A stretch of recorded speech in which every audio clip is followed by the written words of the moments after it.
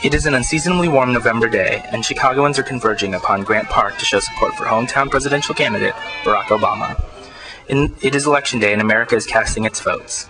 In a campaign season in which the economy and two wars have taken top billing, race has remained an ever-present factor in the battle for the White House. Just preface it by saying it's interesting as a Hispanic vote. It's much more about country, class, income level, and education within various Hispanic communities, and that's why I say plural communities. Because if you ask like a Mexican American in Southern California, they'll tell you that they have very, very little in common other than language with Cuban American away, politically, socially. Monica Betancourt is just one of many minorities who have taken their background into consideration this election cycle. Obama's candidacy as potentially the first African-American president is a representation of their own personal stories. Humaira Bassett, a Muslim woman from Darien, Illinois, feels that an Obama administration best embodies her beliefs.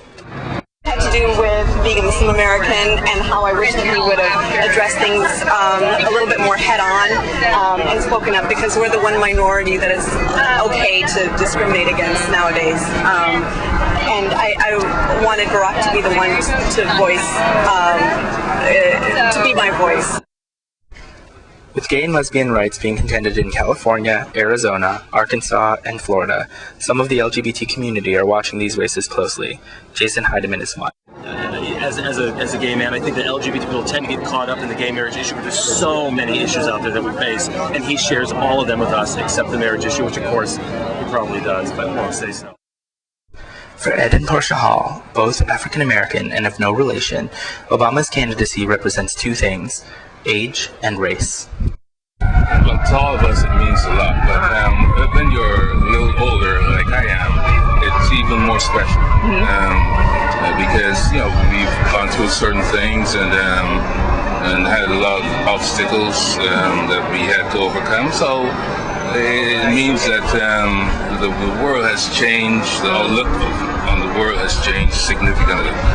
So, but it's what means a lot to me as an African American. I mean, I get emotional. Please have your tickets and photo ID. Wins, and I'm thinking he will win, that this is going to be a huge leap forward for our world. I think that whether or not he is a great president or not, just the election of a minority figure gives hope to all minorities in this country.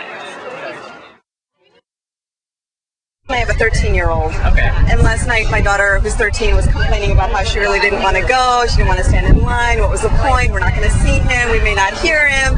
So we put on Martin Luther King's talk that he gave in Washington on the Mall. And we said, Summer, you think the people who are way back at the end of the line really thought about how well they could hear him, or the fact that they could see him when they decided to travel across the country to go and be there on that day?